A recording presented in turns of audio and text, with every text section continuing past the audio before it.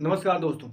जोशीमठ फूलों की घाटी और औली में आने वाले पर्यटकों के लिए एक रेस्टिंग प्लेस और भारत चीन बॉर्डर की ओर जाने वाले सैनिकों के लिए एक स्टेजिंग एरिया है। जोशीमठ एक शांत सुंदर शहर से कई अधिक है, लेकिन इसकी नेचुरली और जियोग्राफिकल फीचर्स अब उत्तराखंड शहर के लिए सबसे बड़ा अभिशाप है। यह पहाड़ियां सचमुच हिल रही है और जोशीमठ अपने ही भर तले डूब रहा है। साइंटिस्ट और एक्सपर्ट बताते हैं कि जिस ढाल पर यह ऐतिहासिक नगर बसा हुआ है वह एक बेहद प्राचीन लैंडस्लाइड्स के मुताबिक इकट्ठे हुए मलबे के ढेर से बना है। इसका अर्थ यह हुआ कि इस नगर के घर जिस धरती पर बने हुए हैं उसके ठीक नीचे की सतह पर ठोस चट्टानें नहीं है, रेत मिट्टी और कंकड़ पत्थर भरा है। ऐसी धरती बहुत अधिक बोझ बर्दाश्त नहीं कर पाती है और धंसने लगती है। दीवारों और इमारतों में दरारें पहली बार 2021 में दर्ज की गई थी, क्योंकि उत्तराखंड के चमोली जिले में लगातार भूमि धसाव और बाढ़ आ रही थी। रिपोर्ट के अनुसार उत्तराखंड सरकार के एक्सपर्ट ने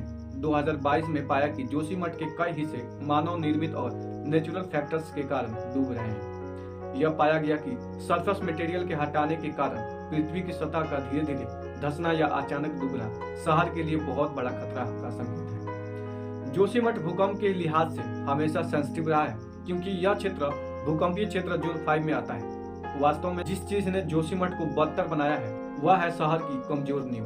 प्रत्येक स्ट्रक्चर को एक मजबूत नींव की आवश्यकता होती है, लेकिन जोशीमठ जिसमें 20,000 से अधिक लोग रहते हैं, पर्यटकों की भारी मात्रा में आने के अलावा कोई नहीं है। यह स्थिर नींव जब इस क्षेत्र में भारी निर्माण के बोझ से डूबी हुई थी तो शुरुआत में सेंटीमीटर से धंसने लगी। पिछले कई दशकों में निर्माण में तेजी ने इस क्षेत्र को अत्यधिक सेंसिटिव बन गया। एक्सपर्ट ने 4 धाम यात्रा सड़क और राष्ट्रीय राजमार्ग 7 के चौड़ीकरण करने से भी ये इफेक्ट हुआ है। सड़क के चौड़ीकरण का न केवल एक बड़ा योगदान था, बल्कि जोशीमठ और उसके आसपास अधिक से अधिक होटल बन गए। इस सेंसिटिव क्षेत्र में सड़कें 7 मीटर चौड़ी होनी चाहिए थी, लेकिन सरकार ने सड़कों को 12 मीटर तक चौड़ा कर दिया, जिससे पहाड़ियों की अधिक से अधिक सफाई हुई। इसने पहले से ही परिस्थिति रूप से सेंसिटिव क्षेत्र को भू धसाव के लिए अत्यधिक सेंसिटिव बना दिया, क्योंकि सड़क निर्माण के लिए ऊपरी परत को साफ किया गया था। स्थानीय लोग एनटीपीसी लिमिटेड की 4x130 मेगावाट हाइड्रो विद्युत परियोजना को भी दोषी ठहराते हैं। पहाड़ी में 12 किलोमीटर की सुरंग बनाई गई है। एनटीपीसी ने आरोपों का खंडन करते हुए कहा कि सुरंग जोशीमठ शहर के नीचे से नहीं गुजरती है और इससे भूमि धसाव का कोई संबंध नहीं है। इस बात को कोई मानने के लिए तैयार नहीं है कि किन कारणों से ये हो रहा है।